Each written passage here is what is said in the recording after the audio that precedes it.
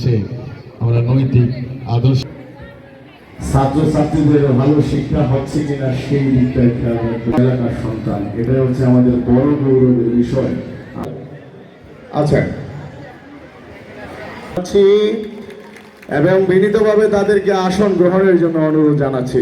কামনা করি আপনাদের কাছে, আশা করি আমরা নৈতিক এবং আদর্শিক শিক্ষা। 2006 হয়েছে মোহাম্মদ মাজহারুল ইসলাম। সময় আল্লাহর নিকট কোটি কোটি শুকরিয়া জ্ঞাপন করছি। সভাপতি জনাব মোহাম্মদ শাহ মোয়াজ্জেম হোসেন, প্রধান